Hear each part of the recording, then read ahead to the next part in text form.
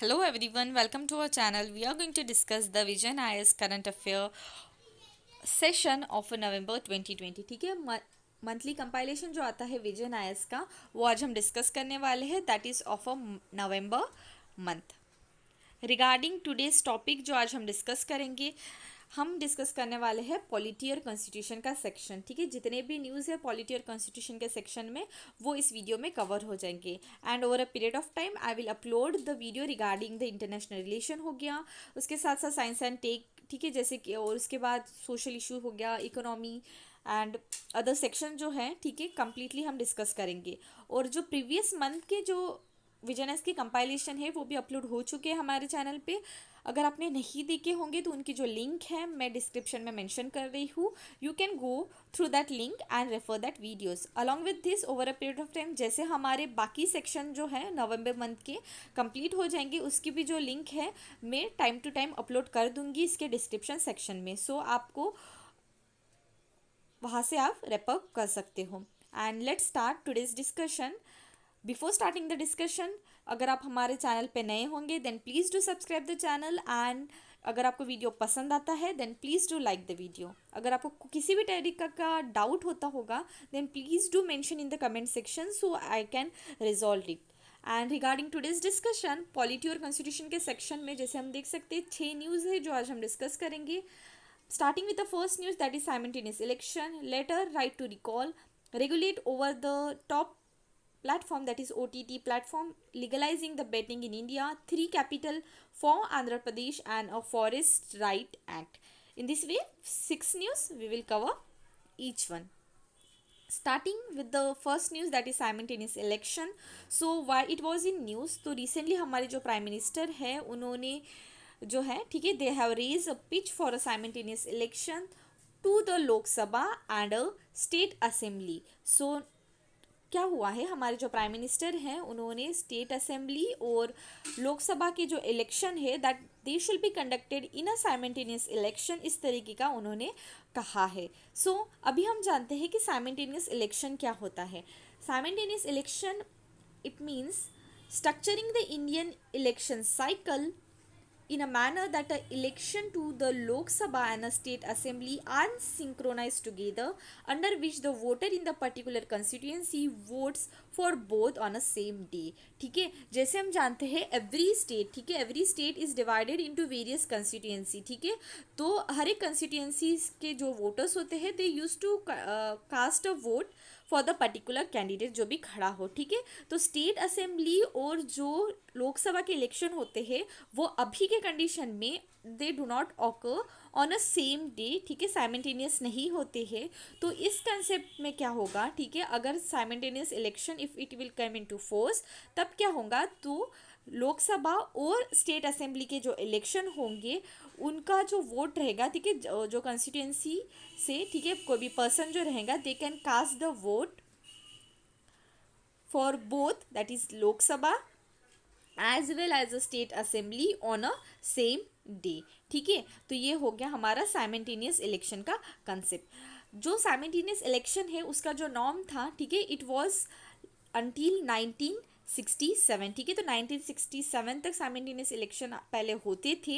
And later क्या हुआ, काफ़ी ज़्यादा जो है dissolution of a legislative assembly, जैसे कि 1968 और 1969, along with the Lok Sabha dissolution भी हुआ था 1970 को। उसके बाद क्या डिसाइड कर दिया गया, जो इलेक्शन होगी स्टेट असेंबली और पार्लियामेंट के, that they should be conducted separately. And further जो साइमल्टेनियस इलेक्शन का आइडिया है इलेक्शन कमीशन ने प्रपोज किया था 1983 को। And further it was also refer by a law commission as well as by the NITI आयोग।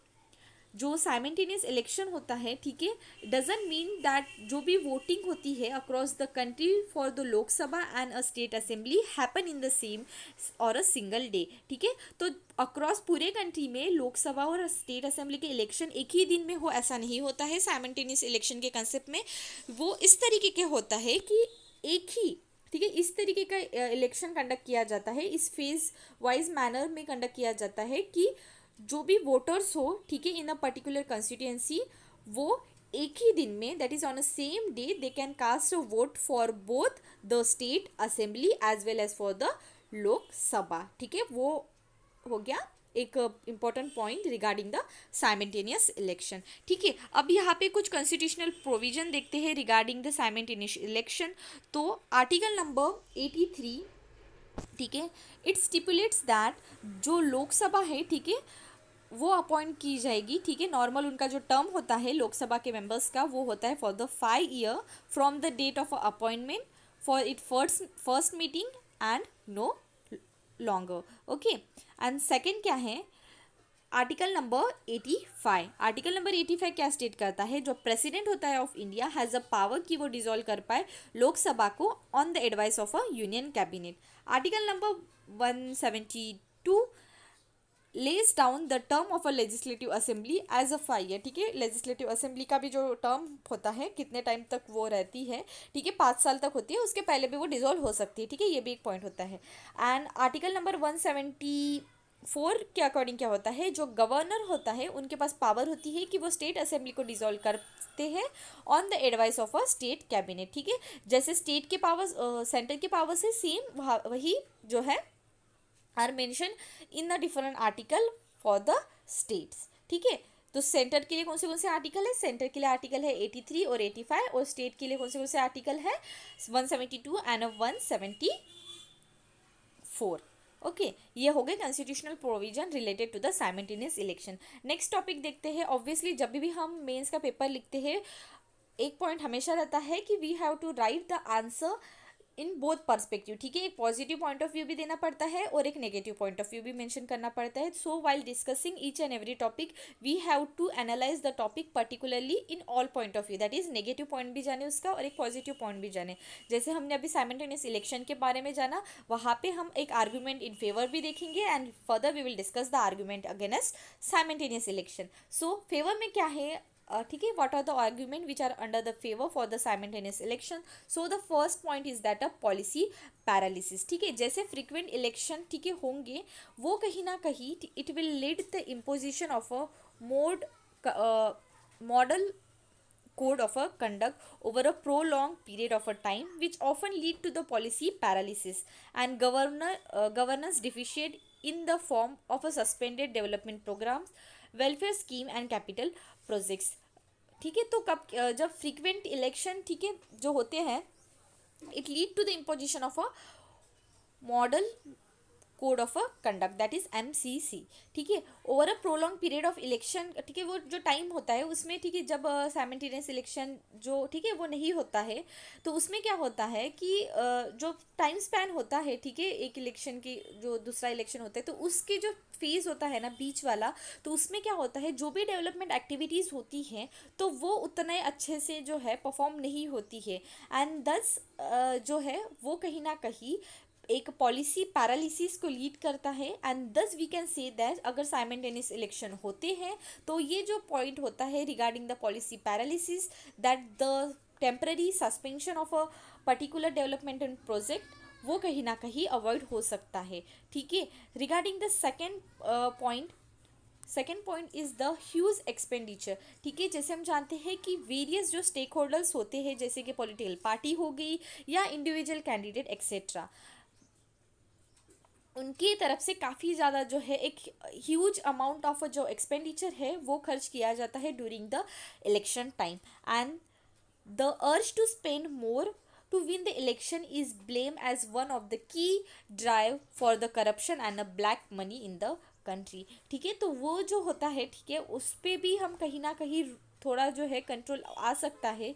ठीक है, जैसे हम जानते हैं कि करप्शन और ब्लैक मनी उस टाइम पे बहुत ज़्यादा जो है एक ह्यूज अमाउंट में स्पेंड होता है। ठीक है, if the election are taken simultaneously, ठीक है, तो वो कहीं ना कहीं ये जो पॉइंट है उसको कभी ना कभी मतलब थोड़ा तो अमाउंट पे कंट्रोल कर सकते हैं, बिकॉज अगर बहुत ज़्यादा एक्सपैंड होता है, ठीक है, तो यहाँ पे भी उतना खर्च करेंगे एंड फर्दर इट विल जो है, ठीक है, इस टाइम पे भी खर्च करेंगे, तो दोनों टाइम पे बहुत ज़्यादा एक्सपेंडिचर खर्च होगा। अगर साइमल्टेनियस होते हैं तो जो अमाउंट है वो एक ही टाइम पे जितना खर्च करना है वो एक ही टाइम पे कर पाएंगे। तो ये जो पॉइंट है वो भी हम जो है रिव्यू कर सकते हैं। ठीक है, तो ये एक पॉइंट हो गया।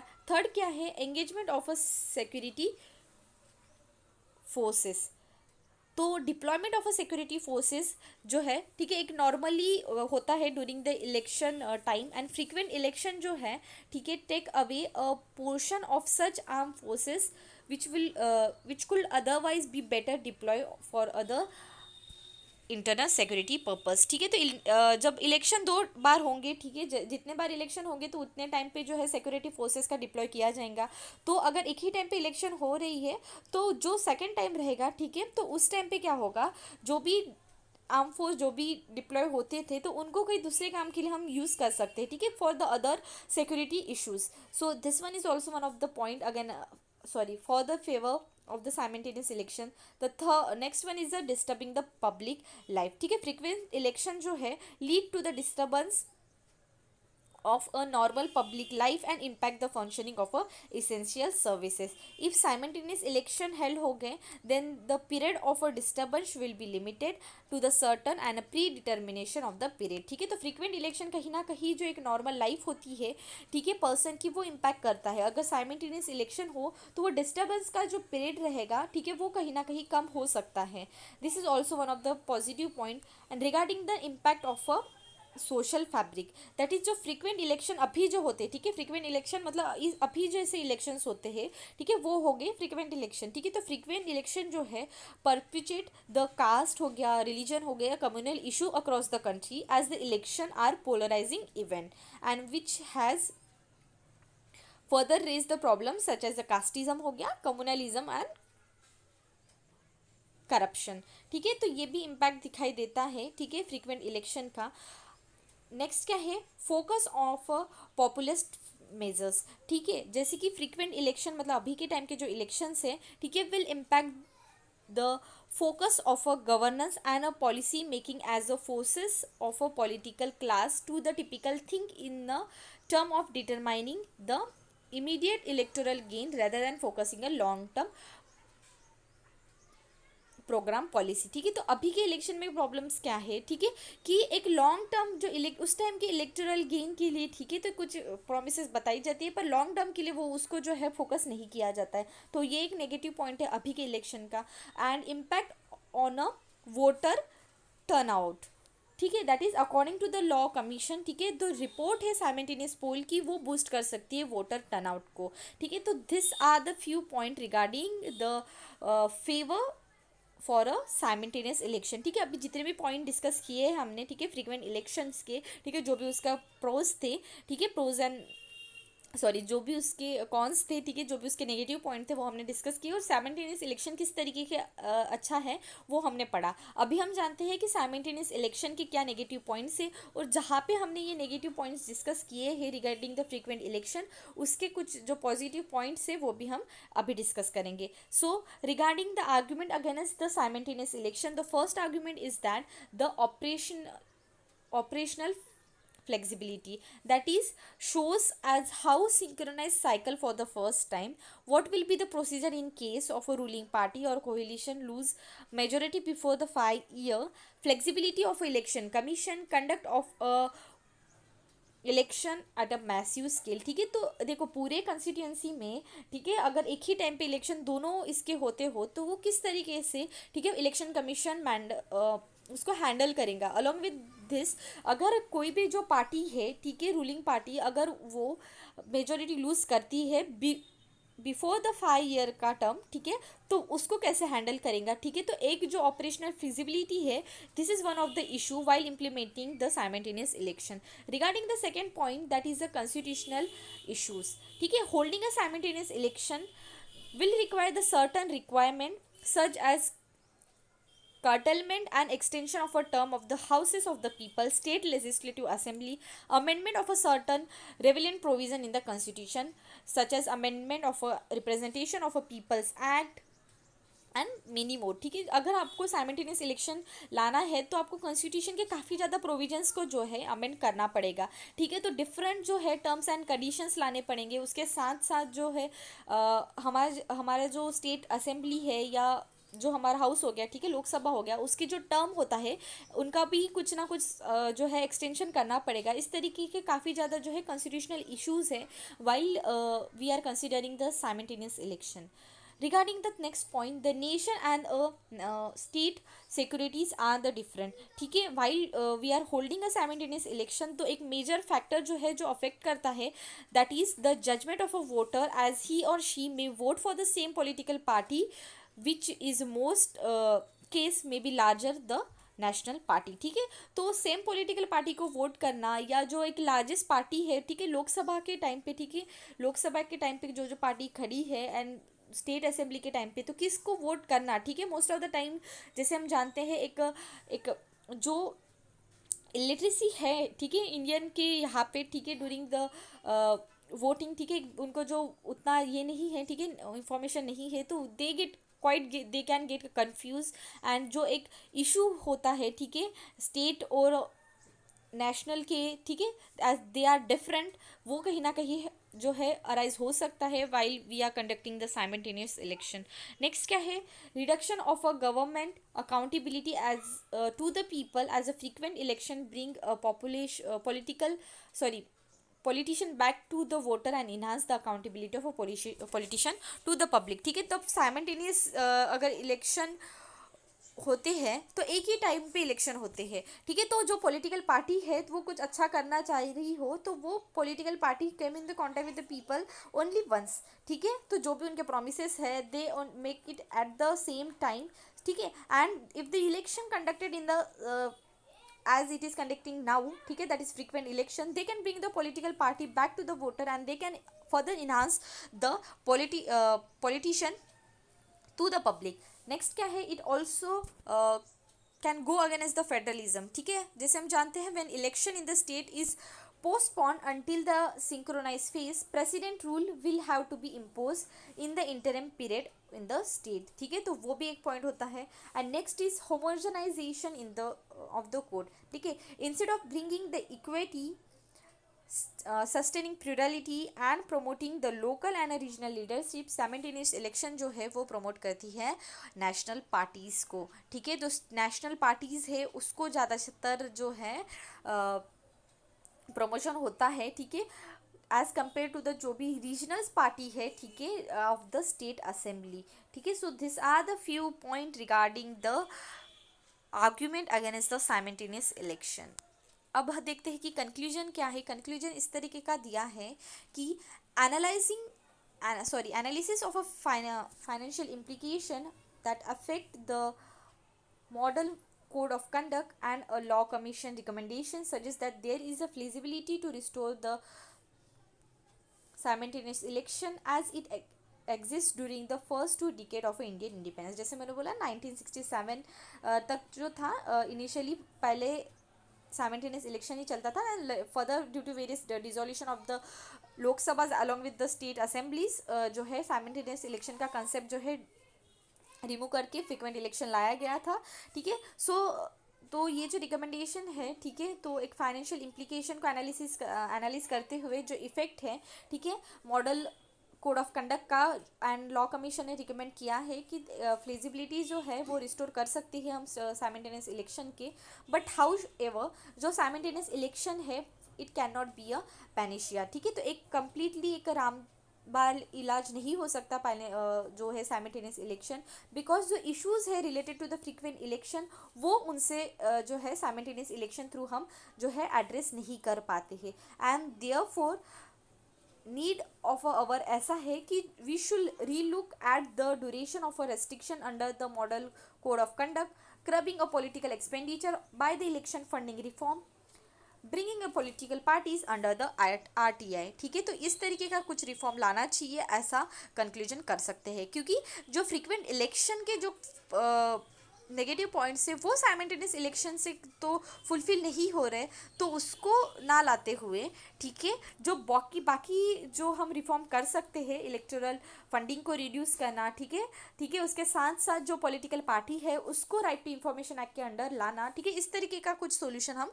ला सकते हैं. In this way we conclude the first news regarding the simultaneous election. ठीक है, पूरा पॉइंट हमने डिस्कस कर लिया. न्यूज़ में क्यों था, कॉन्स्टिट्यूशनल प्रोविजन क्या है related to the simultaneous election, ठीक है, उसके साथ साथ argument in favour and argument in against we discuss कर लिया and we have conclude it. Regarding the next news, right to recall. So recently क्या हुआ है, जो हरियाणा की असेंबली है उन्होंने पास किया है Haryana Panchayati Raj second amendment bill 2020, जो प्रोवाइड करता है right to recall member of a panchayati raj institution. इसके बारे में और अगर देखा जाए, जो राइट टू रिकॉल है, ठीक है, एक ऐसी प्रोसेस है जहाँ पे जो इलेक्टोरेट होता है हैव अ पावर कि वो रिमूव करे इलेक्टोरल ऑफिस को, सॉरी, इलेक्टेड ऑफिशियल को before the expiry of their term. ठीक है, तो जो भी ऑफिसर जो होता है, ठीक है, उनको उनके एक्सपायर होने के पहले, दैट इज उनकी जो टर्म है उसको एक्सपायर होने के पहले वो रिमूव कर सकता है in the concept of a right to recall, and it is an example of a instrument of a direct democracy। ठीक है, जो बिल है, ठीक है, ये जो बिल उन्होंने हरियाणा गवर्नमेंट ने पास किया है वो अलाउ करेगा राइट टू रिकॉल, ठीक है, of a village sarpanch and a member of a block level and a district level panchayat if they perform to fail. ठीक है, अगर उन्होंने उनका जो परफॉर्मेंस है उन्होंने अच्छा परफॉर्म नहीं किया, देन राइट टू रिकॉल के राइट के अंडर जो भी मेंबर्स रहेंगे, ठीक है, तो विलेज सरपंच हुआ, उसके साथ साथ बाकी जो मेंबर्स ऑफ ब्लॉक लेवल और डिस्ट्रिक्ट लेवल पंचायत में हैं, ठीक है, वो उनको रिकॉल कर सकते हैं। Along with this, to recall जो है 50% मेंबर ऑफ अ वार्ड और a gram sabha has to be given a written. ठीक है, रिटन फॉर्म में जो है उनको ये प्रोसीडिंग जो है इनिशिएट करनी पड़ेगी, and this will further follow a secret ballot. ठीक है, सीक्रेट बैलेट पेपर के फॉर्म में रहेंगी, and in which the recall जो है will require a 2/3 of a member voting against them. ठीक है, तो 2/3 ऑफ अ वोटिंग अगेंस्ट होनी चाहिए। उसके साथ साथ अगर आपको जो रिकॉल की प्रोसीजर इनिशिएट करनी हो तो 50% जो है मेंबर्स जो रहेंगे वार्ड और ग्राम सभा के, उनको रिटर्न फॉर्म में इनिशिएट करनी पड़ेंगी। So this are the terms and condition regarding the right to recall member of a panchayati raj institution. ठीक है, जो बिल है पास किया गया है by the Haryana Panchayati Raj second amendment bill. Now regarding what do you mean by a benefit, sorry, पहले हम discuss करेंगे कि डायरेक्ट डेमोक्रेसी क्या होती है, क्योंकि मैंने जैसे यहाँ पे डिस्कस करते हुए बताया कि जो डायरेक्ट राइट टू रिकॉल है it is an instrument of a direct democracy. Then question arise हुआ ही होगा कि डायरेक्ट डेमोक्रेसी क्या होती है। तो डायरेक्ट डेमोक्रेसी क्या है? डायरेक्ट डेमोक्रेसी डिस्क्राइब करती है those rule, institution and the processes जो इनेबल करती है पब्लिक को कि वो वोट करें directly on the propose constitutional amendment, laws, treaty और अ पॉलिसी डिसीजन। ठीक है, तो पर्सन्स जो होते हैं, ठीक है, people can directly take part, ठीक है, people can directly vote in the propose amendment, ठीक है, लॉज हो या ट्रीटीज हो, ठीक है, उसको क्या बोलते हैं? Direct democracy. ठीक है, डायरेक्ट डेमोक्रेसी में काफ़ी ज़्यादा डिफरेंट इंस्ट्रूमेंट्स हैं, ठीक है, काफ़ी ज़्यादा डिफरेंट पॉइंट्स हैं। ठीक है, सबसे पहला है एक रेफरेंडम, सेकंड है citizen initiative, third one is plebiscite and fourth one is agenda initiative. ठीक है, this are the few various instrument of a direct democracy. ठीक है, अब हम देखते हैं कि अगर राइट टू रिकॉल है, ठीक है, तो उसके क्या बेनिफिट्स हैं, and further we will discuss the limitation of a recall. अब देखते हैं सबसे पहले कि बेनिफिट क्या है। तो सबसे पहले बेनिफिट ऐसा रहेगा कि इंश्योर करेगा ग्रेटर अकाउंटेबिलिटी, ठीक है, in the political system, as the electorals जो है उनके पास पावर रहेंगी कि वो लेजिस्लेट करे। ठीक है, तो कोई भी जो पर्सन रहेगा जो भी पावर में रहता है, जिसको हमने इलेक्ट करके जो भी पोजीशन होल्ड करके दी है, वो अपने पावर का मिसयूज नहीं करेगा in the office for the self gain, क्योंकि उनको डर रहेगा कि उनको जो है अगर उन्होंने अपना परफॉर्म अच्छा नहीं किया तो उनको रिमूव कर दिया जाएगा। दस जो है अकाउंटेबिलिटी वो कहीं ना कहीं ग्रेटर होगी। नेक्स्ट क्या है? Lack of a competence and ethics in the representative, call for a mechanism which vest in the people the control over such unworthy representative who fail to secure the best interest of the electoral। ठीक है, तो ये हो गया lack of a competence and ethics जो होता है वो भी कहीं ना कहीं जो है वो हम इंश्योर कर पाएंगे। ठीक है, एक एथिकल वैल्यू जो है रिप्रेजेंटेटिव की वो इंश्योर हो सकता है। उसके साथ साथ चेक रख पाएंगे। ठीक है, कहाँ पे चेक रख पाएंगे? Check on the corruption as well as the criminalisation of a politics. ठीक है, जो डिटर करता है कैंडिडेट को, ठीक है, कि वो स्पेंड करे, ठीक है, करोड्स और रुपीज़ और monies during the campaigning of election. ठीक है, तो because they will be always in a fear that they can be recall. ठीक है, तो वो उनके पोस्ट से हट सकते हैं। ठीक है, that they can be recall, इसका डर रहेगा। So while spending this much amount while campaigning during the election वो भी कहीं ना कहीं कम हो सकता है। नेक्स्ट क्या है, लॉजिक एंड द जस्टिस, ठीक है। It can be provided as a option for to the correct wrong decision without having a wait for the next 5 year, ठीक है। तो जो भी गलत डिसीजन है पिछले मतलब नेक्स्ट 5 ईयर, ठीक है, वेट करने से पहले ही जो गलत डिसीजन है उस पर हम जो है एक सॉल्यूशन ला सकेंगे, ठीक है। This are the few benefit regarding the right to recall. Next what are the further limitation to the recall. So सबसे पहला है कि डिस्टेबलाइजेशन और द डिस्टेबलाइज द गवर्नमेंट, ठीक है। ये कहीं ना कहीं, ठीक है, अगर गवर्नमेंट को कहीं ना कहीं एक स्टेबल नहीं रहेंगी, ठीक है, वो 5 साल पहले ही डिसॉल्व हो सकती है या even with in a few weeks, क्योंकि जो पीपल के पास पावर रहेगी, ठीक है, उनको पर्टिकुलर जो पर्सन है जो भी पोस्ट होल्ड कर रहा है, अगर उन्होंने परफॉर्म नहीं किया अच्छे से उनके फंक्शंस, तो उनको जल्दी से रिमूव करेगी। तो एक स्टेबिलिटी जो होती है गवर्नमेंट की, जो अभी हम देख सकते हैं गवर्नमेंट सिस्टम में है, तो वो कहीं ना कहीं एक जो है स्टेबल नहीं रहेंगी, डिस्टेबलाइजेशन दिखाई देगा in the government. And further point क्या है, election fatigue, that is by recalling और rejecting the candidate and having other election में cause a election fatigue and further एक लोअर जो है वोटर टर्नआउट दिखाई दे सकता है। पॉलिटिकल टूल, ठीक है, it could be misuse by the special interest group and with the money power and genuine politician में become a victim of their power, ठीक है। तो जो रॉन्ग कैंडिडेट है वो ज़्यादातर उनका मनी पावर का यूज़ करके जो है स्पेशल इंटरेस्ट का, ठीक है, special interest group with the help of their money power, ठीक है, they can miss use. And further जो जेन्युइन पॉलिटिशियन है, ठीक है, वो विक्टिम हो सकते हैं इस पॉइंट का। Next, independence of a representative, ठीक है। तो जो इंडिपेंडेंस होता है, ठीक है, रिप्रेजेंटेटिव का, वो भी कहीं ना कहीं जो है डिटोर हो सकता है। And viability of the process, ठीक है, it will require a minimum percentage of electoral to sign the petition for initiating the recall, verification of authenticity of those signature, verification of to see whether those signature are given with the free consent or under the coercion etcetera, ठीक है। तो उसका भी एक issue arise हो सकता है, ठीक है। जैसे मैंने बोला कि 50% जो है, ठीक है, 50% जो भी मेंबर्स है, ठीक है, इन द ग्राम सभा के, ठीक है, उनको रिटर्न फॉर्म में इनिशिएट करना पड़ेगा if they are initiating the right to recall, ठीक है, जो रिकॉल का कंसेप्ट है। पर ठीक है, रिटर्न फॉर्म में इनिशिएट करते हुए वो खुद के कंसेंट से कर रहे हैं या विद एनी अदर, ठीक है, force, with the help of the force, ठीक है, उसका सब जो है इस प्रोसेस पे वॉच रखने के लिए, ठीक है, कौन रहेगा, ठीक है, वो कैसा होल्ड करने वाले, ये सारा जो पॉइंट है वो भी अराइज होता है। नेक्स्ट क्या है, इंक्रीज इन द एक्सपेंडिचर, जो कंडक्ट ऑफ बाय इलेक्शन, ठीक है, बार बार इलेक्शन कंडक्ट होंगे, जो पर्सन रिव्यू हुआ तो उसकी पोजीशन जो है किसी को लेनी होगी, ठीक है, ऑब्वियसली कोई ना कोई उसकी पोजीशन के लिए जो इलेक्शन कंडक्ट किया जाएगा। तो बार बार इलेक्शन होने की वजह से जो है financial resources along with this man power और टाइम भी जो है कंज्यूम होगा। So this are the few limitation regarding the recall.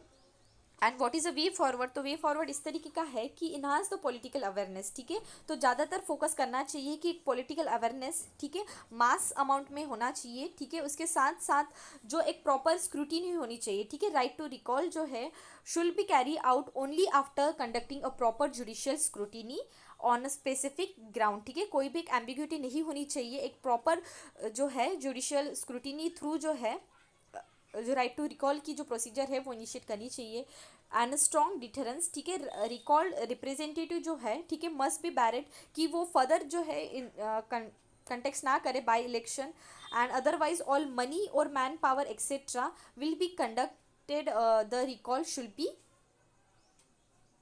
Go in to the vain, ठीक है। तो जितना भी जो भी मनी है, ठीक है, अगर बार बार वही कैंडिडेट आता रहा, ठीक है, तो वो कहीं ना कहीं जो एक जितना भी मैन पावर हो है या टाइम है, ठीक है, जो गया है वो कहीं ना कहीं जो है वेस्ट ही हो जाएगा। उसके साथ साथ स्ट्रेंथनिंग एग्जिस्टिंग मैकेनिज्म, ठीक है, जो भी एग्जिस्टिंग मैकेनिज्म्स हैं, ठीक है, उसको स्ट्रेंथन करना चाहिए, ठीक है। Already existing mechanism, various neglected pre election measures which main aim की इंश्योर करे अकाउंटेबिलिटी, जैसे कि provision related to the disqualification, explanation of a members and existing vigilance body to check the corruption, ठीक है। इन सब की जो बॉडी है, ठीक है, जो मैकेनिज्म है वो स्ट्रेंथन करना चाहिए। इस तरीके से राइट टू रिकॉल जो था, ठीक है, जो कंसेप्ट हरियाणा पंचायती राज अमेंडमेंट बिल पे मेंशन है, ठीक है, उसके बारे में हमने डिस्कस कर लिया, ठीक है। इस तरीके से हम अभी नेक्स्ट न्यूज़ की तरफ बढ़ते हैं। नेक्स्ट न्यूज़ है regarding regulating over the top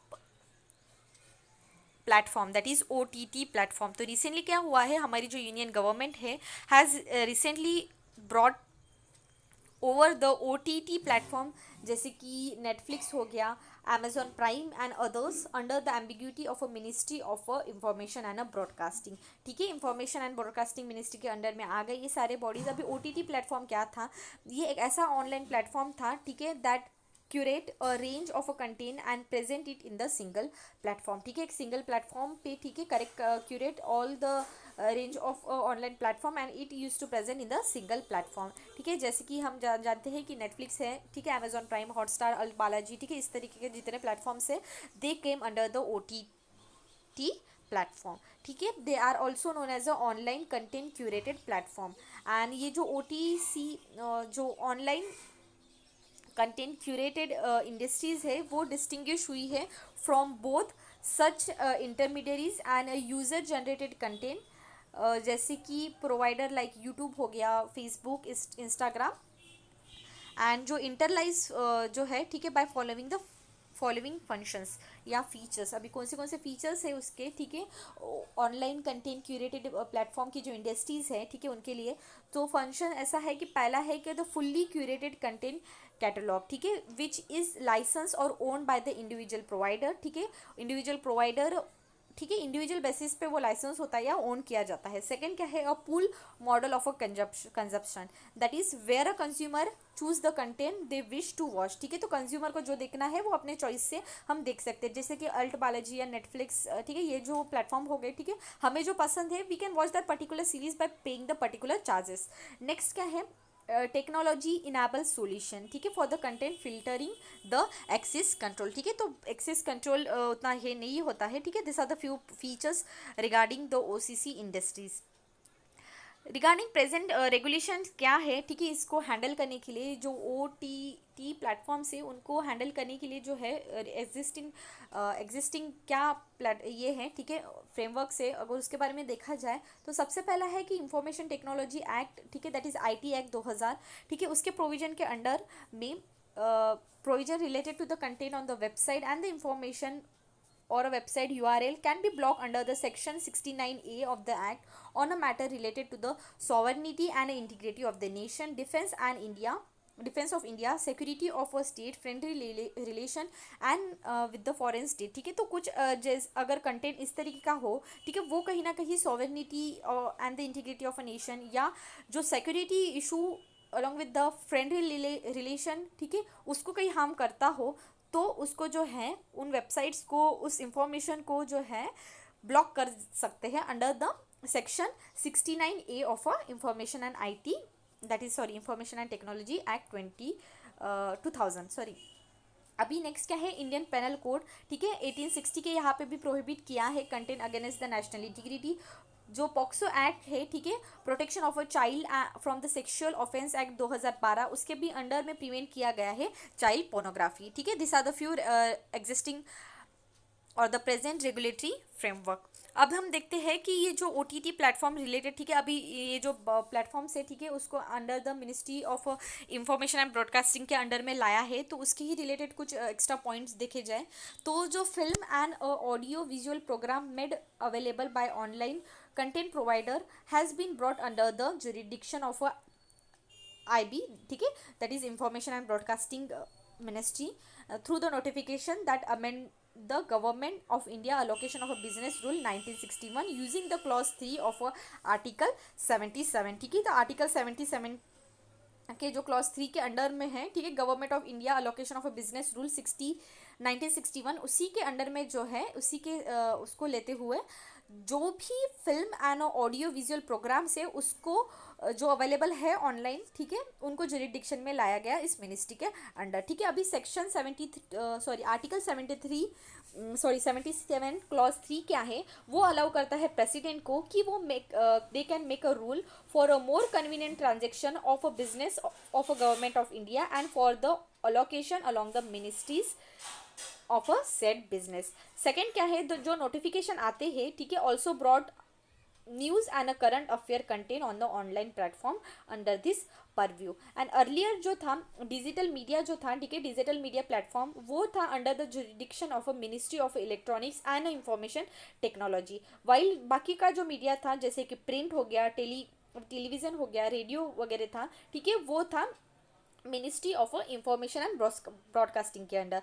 पर अभी क्या हुआ है, ठीक है, अर्ली अभी जैसे हमने देखा वो सारा जो है, ठीक है, विजुअल और audio content along with the film, वो सारा जो है ministry of information and broadcasting के अंदर आ गया है, ठीक है। तो ये एक बहुत इंपॉर्टेंट पॉइंट है, वो ये ध्यान में रखना कि अर्लियर किस मिनिस्ट्री के अंडर में था और अभी किस मिनिस्ट्री के अंडर में आ गया है। अब हम देखते हैं कि रिगार्डिंग फ्यू बैकग्राउंड, तो सेंटर जो है, centre has been mulling the idea of regulating board of O T T platform since 2019, ठीक है, 2019 से ही आइडिया चल रहा था कि ये जो ओ टी टी प्लेटफॉर्म्स है, ठीक है, उसको जो है under the ambit of the government authorities, ठीक है, पर्टिकुलर मिनिस्ट्री के अंडर में लाया जाए, and has asked for a major online streaming player several times to firm up the self regulation model as well, ठीक है। तो उनको एक जो ऑनलाइन प्लेटफॉर्म से, ठीक है, उनको एक खुद के एक सेल्फ रेगुलेशन प्लेटफॉर्म के अंडर में लाया, ऐसा भी जो है बातचीत उसी टाइम से चल रही थी 2019 से। और बाद में 2019 जनवरी में क्या हुआ, जो internet and mobile association of India है, they have put out a code जिसको code of best practices on online curate content provider, ठीक है, उन्होंने ऐसा एक कोड बनाया। फर्दर 2020 फरवरी में क्या हुआ, जो internet and mobile association of India है, ठीक है, उन्होंने रिलीज़ किया a code of a self regulation of a online curate content provider, ठीक है, जो फर्दर साइन किया गया था 15 सेवरल डिजिटल प्लेटफॉर्म थ्रू, ठीक है, सितंबर तक। एंड ये जो कोड है, ठीक है, उन्होंने जो लाया है, तो ये कोड गाइडलाइन प्रोवाइड करता है regarding classification of a content, parental और एक्सेस कंट्रोल, एज क्लासिफिकेशन और मैच्योरिटी रेटिंग, ठीक है, ये सारा उसके अंडर में होता है, और सेटअप करता है 2 टायर कंप्लेंट रिड्रेसल मैकेनिज्म, ठीक है, तो रिड्रेसल मैकेनिज्म भी उसके अंडर में सेट किया है। फॉर द फर्स्ट टायर क्या होता है उसमें, एक O C C P level digital content complaint forum and created internally by the O T T platform. And second tier है कि इंडस्ट्रियल लेवल में होता है, जो बॉडी अंडर में रहेगी इसी, ठीक है, जो हमारी इंडिया ऑल मोबाइल एसोसिएशन है ना, ठीक है, internet and mobile association of India जो है, ठीक है, उसकी सिग्नेटरी रहेगी, known as a online curated content provider governing council, ठीक है, ये दो टायर का सेटअप किया गया।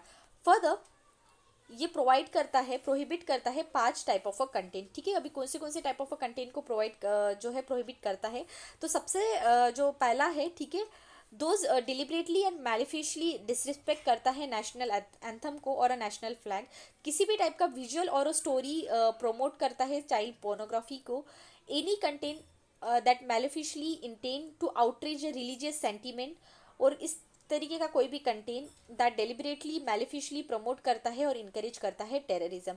दिस आर द फ्यू और the 5 type of a content जिसको प्रोहिबिट कर दिया गया है, ठीक है। Further however propose self regulatory mechanism जो था, जो उस बॉडी ने फॉर्म किया था, ठीक है, उन्होंने जो कोड फॉर्म किया था उसको जो है रिजेक्ट कर दिया गया है by the information and broadcasting ministry. उन्होंने क्या स्टेट किया, उन्होंने स्टेट किया कि there is a lack of independence of a third party monitoring and does not have a well defined code of ethics, along with this does not clearly elucidate a prohibited content, and at second and the third tier level there is a issue of a conflict of a interest, ठीक है। ये point रखते हुए उन्होंने जो है हमारी जो मिनिस्ट्री है इंफॉर्मेशन एंड ब्रॉडकास्टिंग, उन्होंने उनका जो मैकेनिज्म था, उन्होंने जो इस्टेब्लिश किया था कि सेल्फ रेगुलेटरी मैकेनिज्म का कोड उन्होंने इस्टेब्लिश किया था, उसको रिजेक्ट कर दिया। And further in October 2020 Supreme Court के बेंच ने इशू कर दिया notice to the central government की जो हमारी इंफॉर्मेशन एंड ब्रॉडकास्टिंग मिनिस्ट्री है एंड जो इंटरनेट एंड जो मोबाइल, ठीक है, एसोसिएशन ऑफ इंडिया है, ठीक है, तो वो ऑन अ पिटिशन की वो रेगुलेट करे O T T platform such as Netflix, ठीक है, अमेजॉन प्राइम और बाकी जितने भी ऑटोनोमस जो है प्लेटफॉर्म्स है, ठीक है, उनको सुप्रीम कोर्ट ने 2000 मतलब 2020 अक्टूबर में ही ऐसा बोल दिया, ठीक है। अब हम देखते हैं कुछ पॉइंट, ठीक है, सेल्फ रेगुलेशन ऑफ मीडिया किस तरीके से है इंडिया में।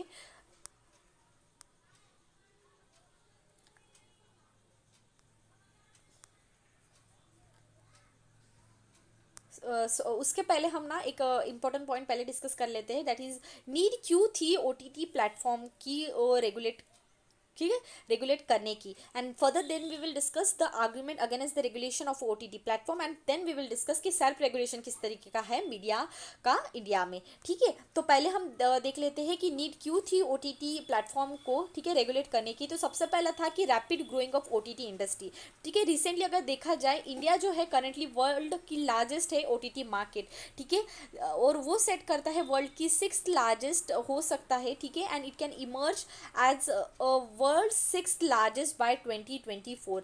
इंडिया का जो ओटीटी मार्केट है उसका अगर प्राइस देखा जाए, ठीक है, ₹237.86 billion by first financial year 2025, and further 2019 कितना था, 42.50 बिलियन, ठीक है। तो बहुत एक ज़्यादा जो है मार्केट उसने रीच किया है इंडिया के ओटीटी इंडस्ट्रीज़ ने। सेकंड क्या है, लैक ऑफ ओवरसी, ठीक है, जैसे कि हमारी प्रेस काउंसिल ऑफ इंडिया है, ठीक है, वो देखती है प्रिंट मीडिया की तरफ, ठीक है, एंड जो टेलीविजन न्यूज़ चैनल है वो आती है under the news broadcaster association के अंडर, एंड जो central board of a film certification है वो मॉनिटर करती है फिल्म्स को, ठीक है। इस तरीके का ओटीटी प्लेटफॉर्म के लिए कहीं भी एक ऑटोनोमस बॉडी नहीं थी कि जो गवर्न करे डिजिटल कंटेंट जो दिखाया जाता है ओटीटी प्लेटफॉर्म पे, ठीक है। तो 10 एक स्पेशल लॉ की नीड वैसे भी थी कि वो जो कंटेंट आता है ओटीटी प्लेटफॉर्म को उसको जो है गवर्न करे।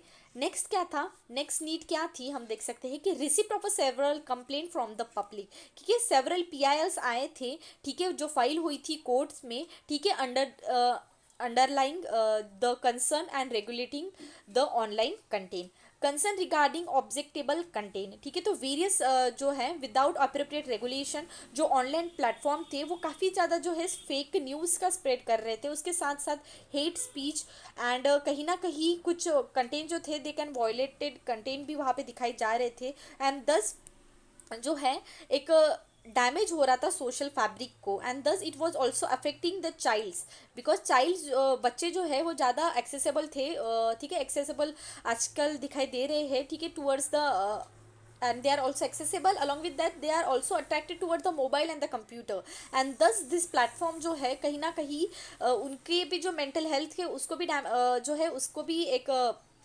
इम्पैक्ट कर रहा था, and thus this is one of the important concern जो है कि उस प्लेटफॉर्म को रेगुलेट किया जाए। Next is partly in a treatment of the content, ठीक है, जो फिल्म इंडस्ट्री है ऑफ इंडिया है उन्होंने they have raise a voice while the industry required a central board of a film certification. तो इस तरीके के डिजिटल प्लेटफॉर्म पे क्यों कंटेंट, ठीक है, एक विदाउट फिल्टरिंग और स्क्रीनिंग पब्लिश किया जाता है ओटीटी प्लेटफॉर्म पे, तो वो क्यों जो है, ठीक है, फिल्म इंडस्ट्री ने भी क्वेश्चन अराइज कि हमारे फिल्म्स के लिए तो हमारे लिए जो है बोर्ड रखा दिया गया है, ठीक है, फिल्म सर्टिफिकेशन का, तो इस प्लेटफॉर्म के लिए क्यों नहीं। तो 10 ये उनके तरफ से भी एक कंसर्न अराइज हुआ था, ठीक है। इस तरीके का हम पॉइंट्स देखते हुए एक मेजर नीड थी कि ओटीटी प्लेटफॉर्म को रेगुलेशन में लाएं, ठीक है। तो आर्ग्यूमेंट क्या थे against the regulation of OTT platform. तो सबसे पहला था कि fear of a censorship regime, second था कि no need of a additional regulation, ठीक है, एग्जिस्टिंग जो था of a statutory provision such as IT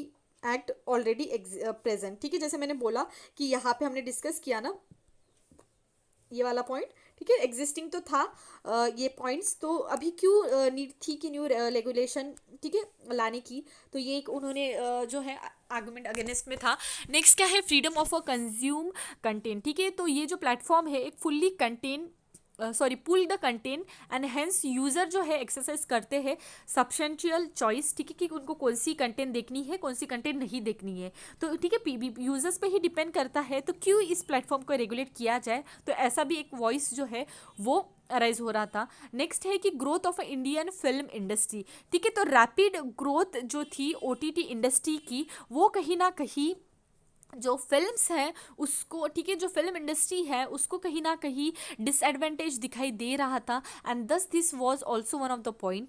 next the vast amount of a content, जो कंटेंट ऑफ ओटीटी प्लेटफॉर्म जो है is originating from all across the world and thus technologically not feasible to censor or block the content. These are the argument against the regulation of a OTT platform. अब हम देखते हैं कि self regulation of media platform India में किस तरीके का है। तो all India television broadcasting there is a inter ministerial committee and the content जो है वो गाइड किया जाता है by the self regulatory bodies जैसे कि broadcasting content complaint council and the news broadcasting standard authorities. Benefit क्या होते हैं सेल्फ रेगुलेशन का? तो बेनिफिट इस तरीके का होता है कि प्रमोट कर पाते हैं स्टैंडर्ड्स दैट एडवांस कर पाए मीडिया के क्रेडिबिलिटी को with the public. And next develop कर पाए कॉन्फिडेंस का, ठीक है, confidence in the public that free the media is not irresponsible while protecting the right of a journalist and produce to be the independent.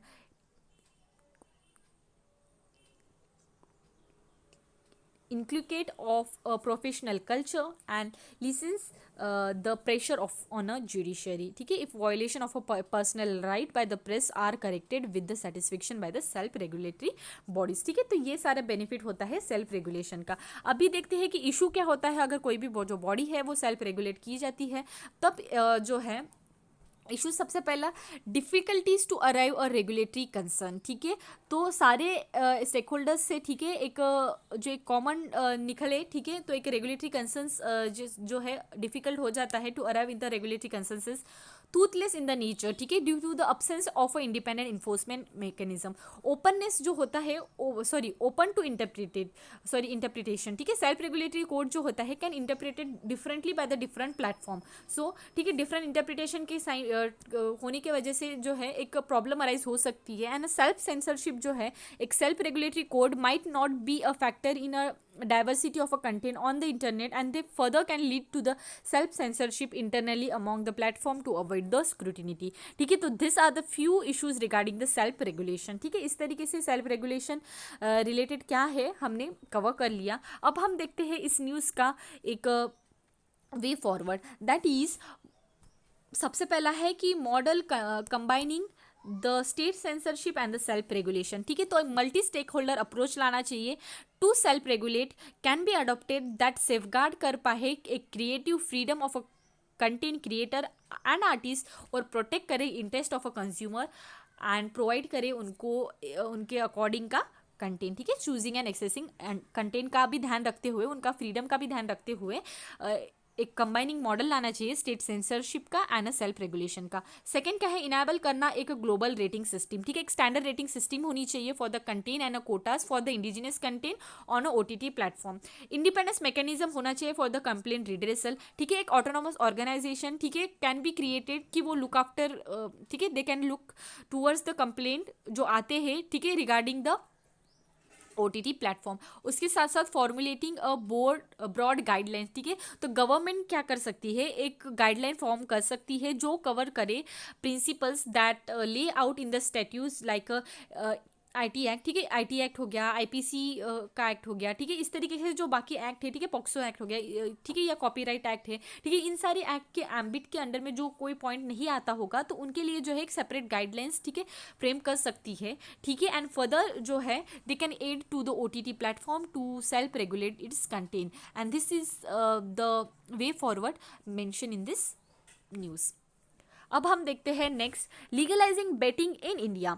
तो news में क्या है, ministry जो है हमारी state of finance has pitch for a legalising betting in India, ठीक है। Betting जैसे हम जानते हैं बेटिंग गैम्बलिंग, ठीक है, सट्टा लगाना, ठीक है, इस तरीका, ठीक है। बेटिंग जो है उसके बारे में अगर देखा जाए तो बेटिंग को हम डिफाइन कर सकते हैं as a action of a gambling money on outcome of a race game और अदर अनप्रेडिक्टेबल इवेंट्स।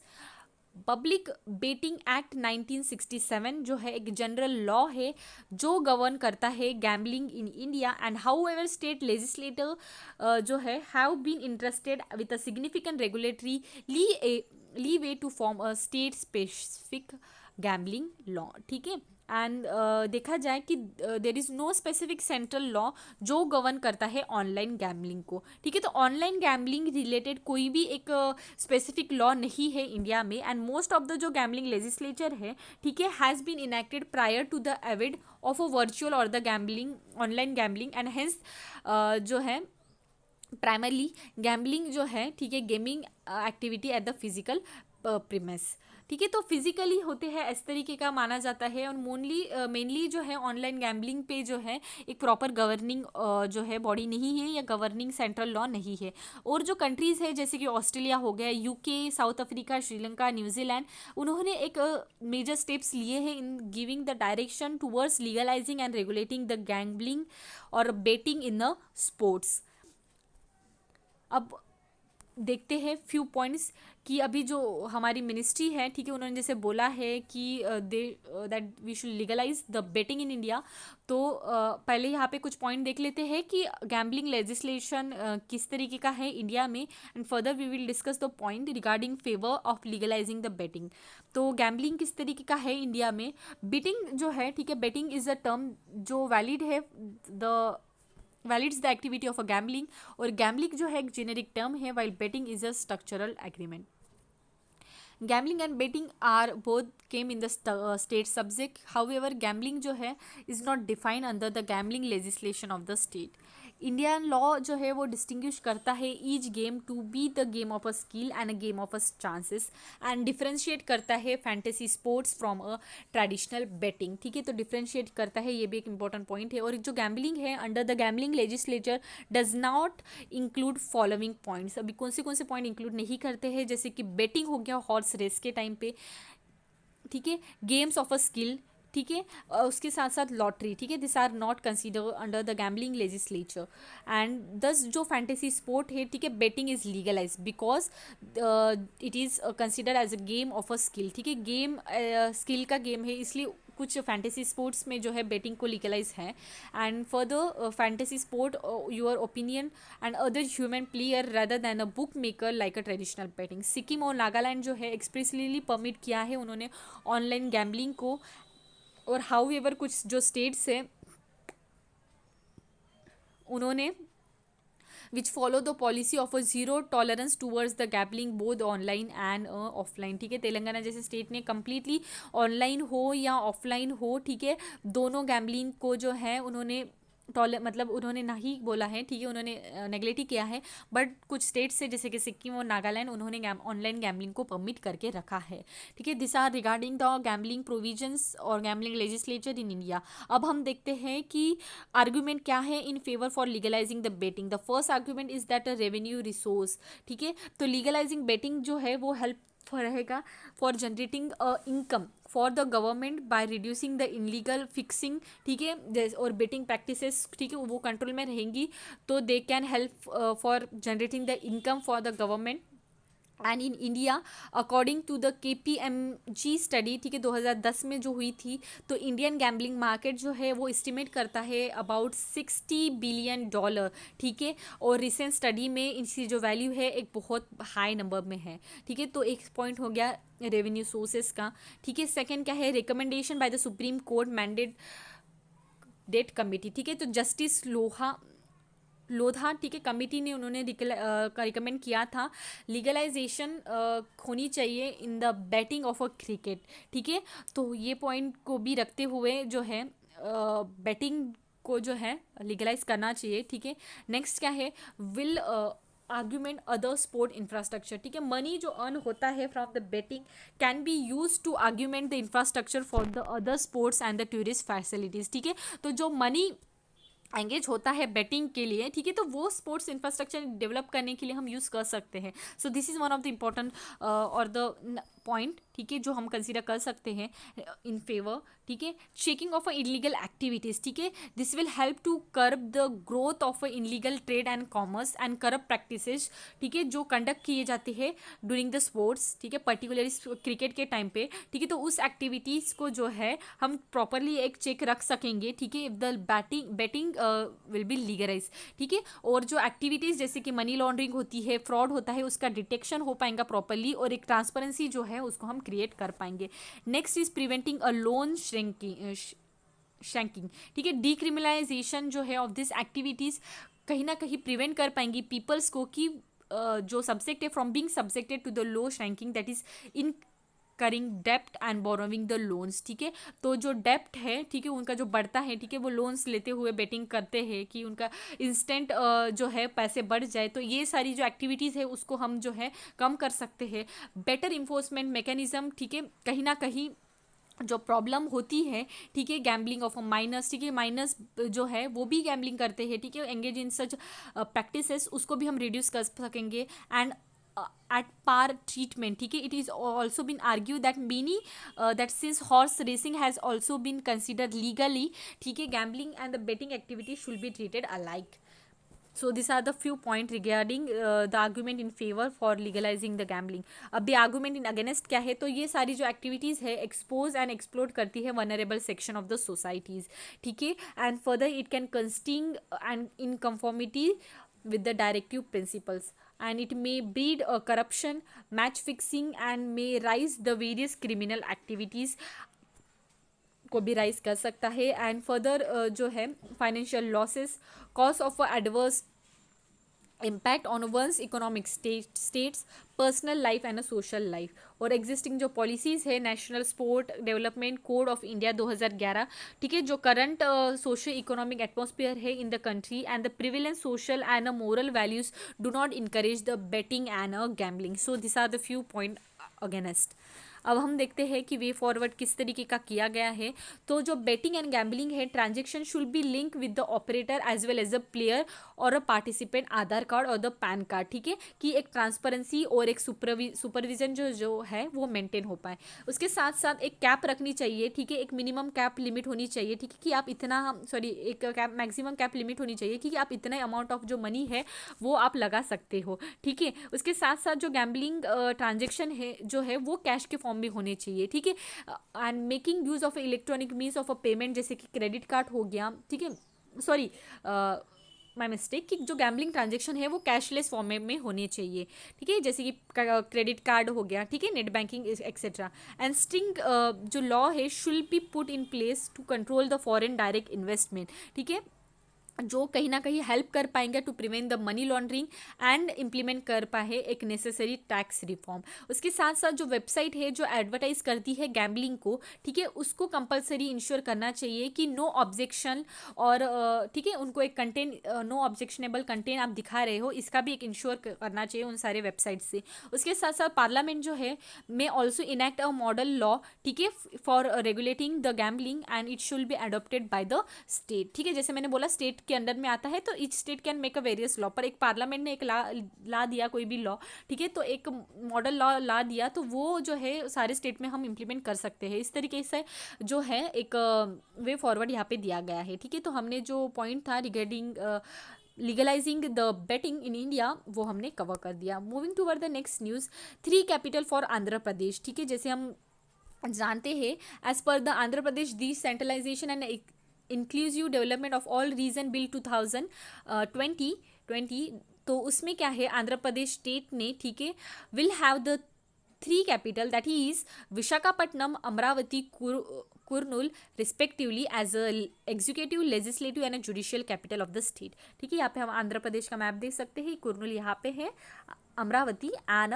विशाखापट्टनम, ठीक है। तो रिगार्डिंग 3 कैपिटल का जो पॉइंट है, ठीक है, तो तीनों जो कैपिटल रहेंगे, ठीक है, तो एक capital respectively executive capital, one will be the legislative capital and third will be the judicially capital, ठीक है। तो यहाँ पे हम देखते हैं कि इस टाइप के एग्रीमेंट और किस कंट्री में है क्या, ठीक है। तो जो साउथ अफ्रीका है have a 3 different capital for the judicial, legislative and executive branches at the federal level, ठीक है, साउथ अफ्रीका में भी ऐसा कंसेप्ट है, ठीक है। And in India, several example exist of a state having a high court in a city different from the capital, ठीक है, जैसे हम जानते हैं हाई कोर्ट, ठीक है, कैपिटल सिटी में ना होते हुए दूसरे स्टेट में भी है, ठीक है। तो ये भी एक पॉइंट हो गया इंडिया के यहाँ पे। And some state also have a legislative assembly to the different city for a part of a year, जैसे कि महाराष्ट्र मुंबई या नागपुर, हिमाचल प्रदेश शिमला एंड धर्मशाला, ठीक है, ये भी एक पॉइंट हो गया. This are the few example regarding such type of agreement. अब हम देखते हैं कि ये जो 3 कैपिटल का कंसेप्ट है उसके अगेंस्ट फेवर में क्या पॉइंट्स हैं, and further we will discuss point against. So what are the point in favour? तो हिस्टोरिकल रिकमेंडेशन, ठीक है, it was a centrally theme recommendation from all major committees की, ठीक है, उन्होंने जो है सजेस्ट किया था suitable location for the Andhra Pradesh, ठीक है, आंध्र प्रदेश के कैपिटल के लिए, ठीक है. डिफरेंट कमिटीज़ हैं, उन्होंने सुटेबल लोकेशन फिक्स की थी, ठीक है, कि आंध्र प्रदेश का ये कैपिटल होना चाहिए, ठीक है. So after the recommendation of all major committee they have suggested to set up a suitable location for the capital of Andhra Pradesh. Second क्या है?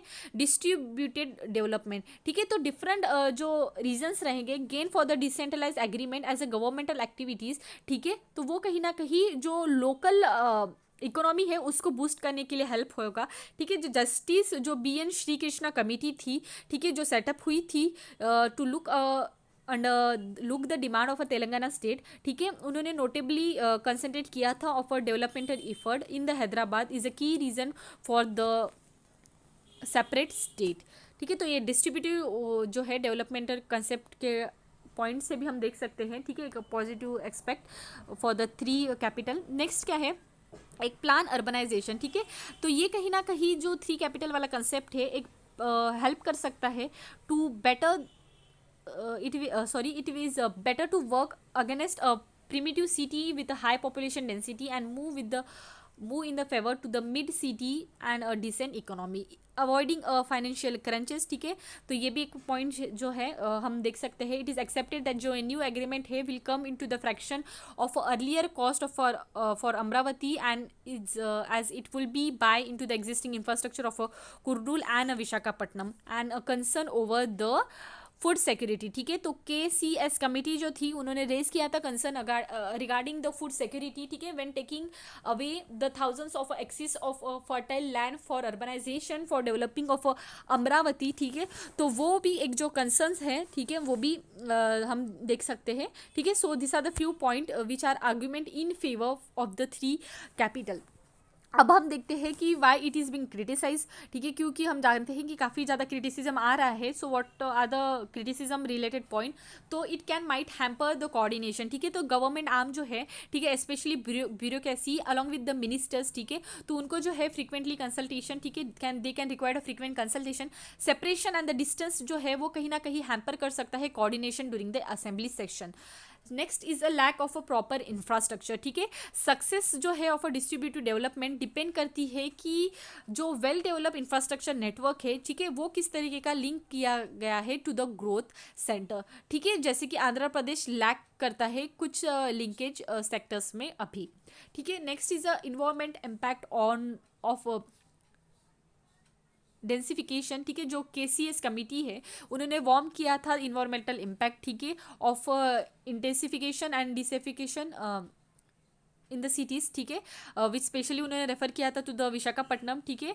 तो ये भी एक इन्वायरमेंटल इम्पैक्ट के अगेंस्ट भी हम देख सकते हैं, उसलिए भी उनको क्रिटिसिज्म मिला है, ठीक है. And not the only way for the decentralization, ठीक है. फॉर डिसेंट्रलाइज डेवलपमेंट एक बेस्ट पॉसिबल वे है कि हम लोकल बॉडीज़ को स्ट्रेंथन करें instead of shifting the capitals in the 3 different areas, ठीक है. तो this are the few point why the 3 capital का जो कंसेप्ट है, ठीक है, उसको क्रिटिसाइज किया जा रहा है. So what is the conclusion? The conclusion इस तरीके का दिया गया है कि for the 3 capital idea to be successful including technology and the frequent use of a digital communication, ठीक है, to reduce the delay in the decision making, improve कर सकते हैं proper coordination between the legislator and the executive shall be done, ठीक है.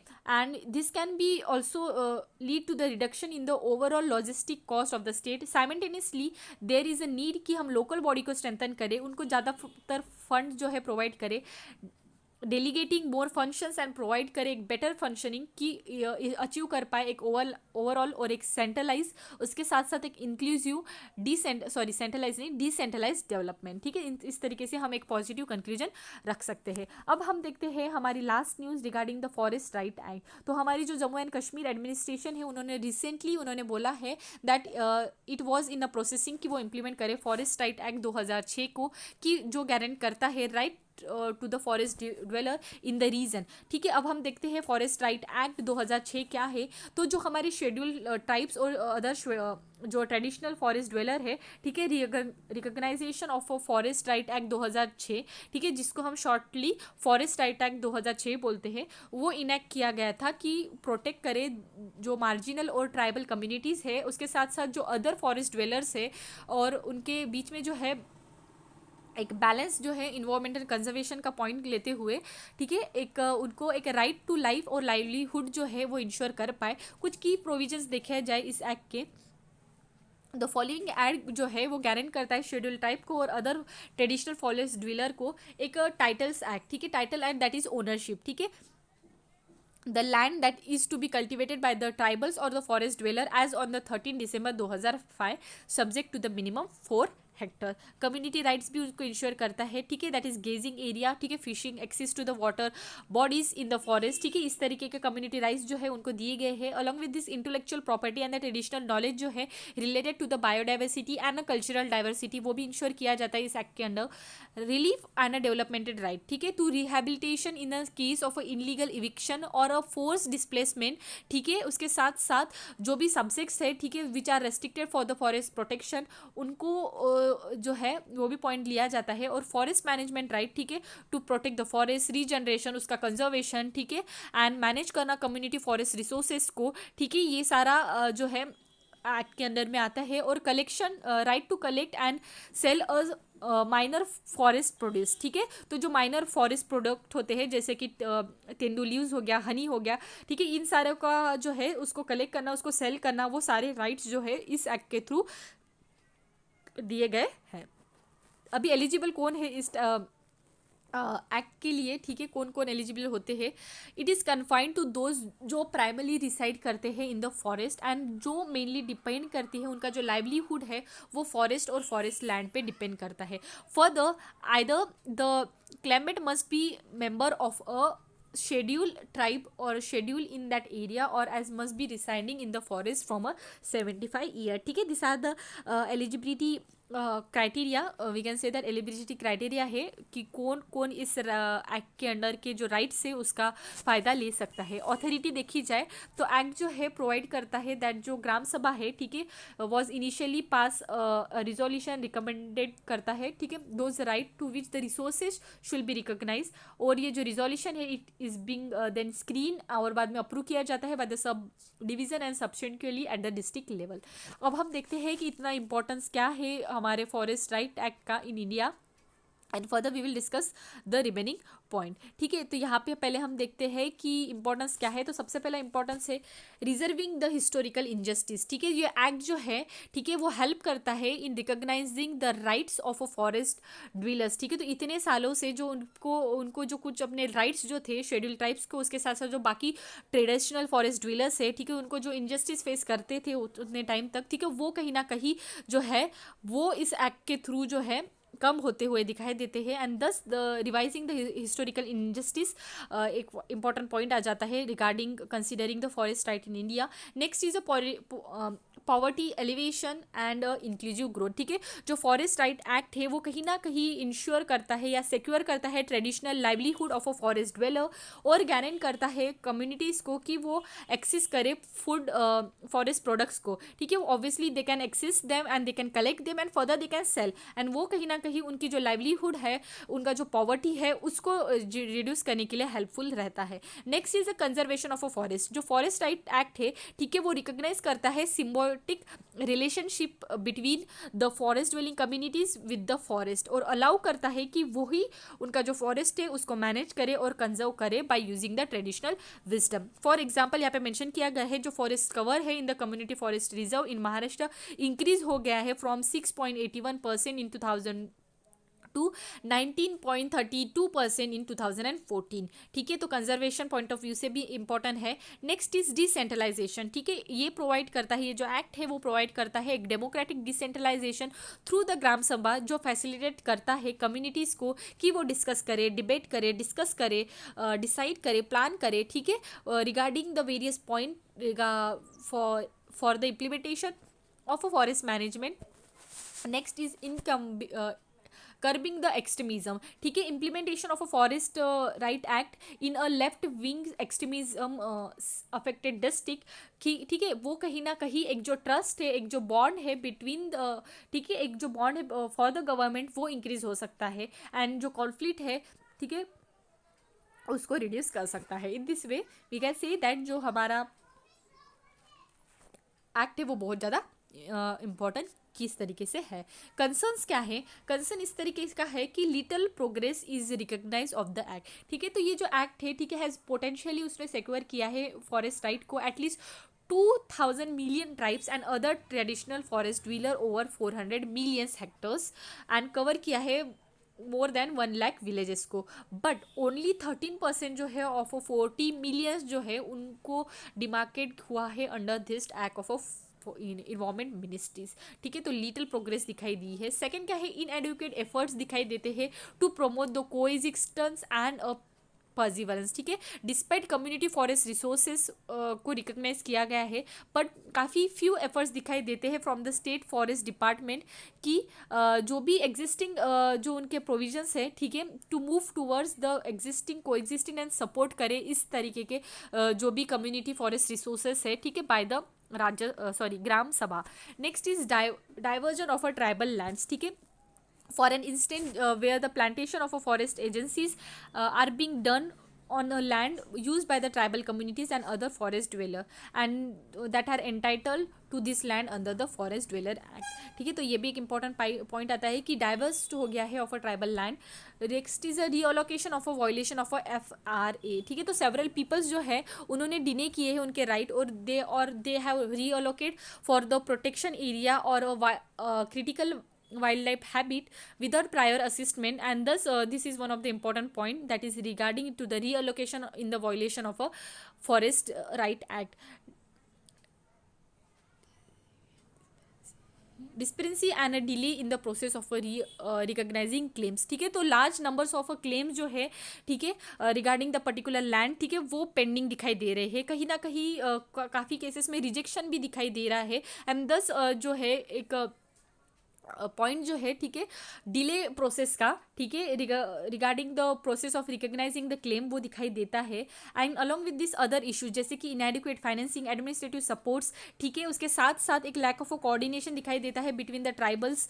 तो ये कहीं ना कहीं between the tribals, revenue and the forest department. ठीक है, तो इस तरीके से काफ़ी ज़्यादा जो है बाकी इश्यूज भी आते हैं वाइल इम्प्लीमेंटिंग और while considering the concerns regarding implementation of a forest right act। now we can see the way forward। तो सबसे पहला वे फॉरवर्ड यहाँ पे मेंशन है कि organize the large scale awareness campaign. ठीक है, तो एफर्ट इस तरीके से बनाने चाहिए, ठीक है, राइट फ्रॉम द रेडियो हो, टेलीविजन हो या अदर मीडिया हो, ठीक है, एक बेटर कम्युनिकेशन थ्रू, ठीक है, एक साइलेंट जो एक्सपेक्ट है, ठीक है, राइट्स के, ठीक है, फॉरेस्ट राइट एक्ट के, वो कम्युनिटी तक पहुँचाने चाहिए। उसके साथ साथ इंटेंसिव कैपेसिटी बिल्डिंग अप्रोच, ठीक है, सब डिवीजन और एडमिनिस्ट्रेशन, ठीक है, डिस्ट्रिक्ट एडमिनिस्ट्रेशन ऑफिसर्स जो है, स्पेशली रेवेन्यू हो, फॉरेस्ट हो या ट्राइबल फंक्शनरीज हो, interested with their task of a processing a forest act and it should be implemented in a systematic way। ठीक है, इसका भी ध्यान रखना चाहिए। Participation of a civil societies, ठीक है, तो participation of a civil societies जैसे कि NGOs हो, ठीक है, उसका भी जो रोल है, ठीक है, उनको इंक्रीज़ होना चाहिए, ठीक है, उनको आइडेंटिफाई करना चाहिए जो ज़्यादातर असेसमेंट, ठीक है, ज़्यादातर हेल्प इस सेक्टर्स में प्रोवाइड कर रहे हैं, तो उनके साथ भी एक प्रॉपर कोऑर्डिनेशन मेंटेन करना चाहिए।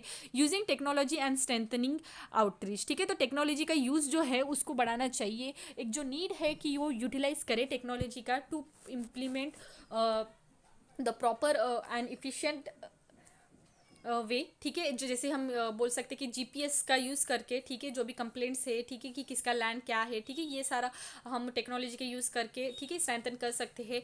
एक्सपीडिट the process of a claim, ठीक है, जो क्लेम, ठीक है, जितने भी पेंडेंसी है केसेस की, उसको प्रॉपरली जो है रिजोल्व करना चाहिए, और उसके साथ साथ इंश्योर करना चाहिए ट्रांसपेरेंसी एंड अकाउंटेबिलिटी, ठीक है। तो ये सारा जो है हम वे फॉरवर्ड बोल सकते हैं regarding the forest right tag. And in this way we conclude our today's news section. Have a nice day and stay connected. Thank you.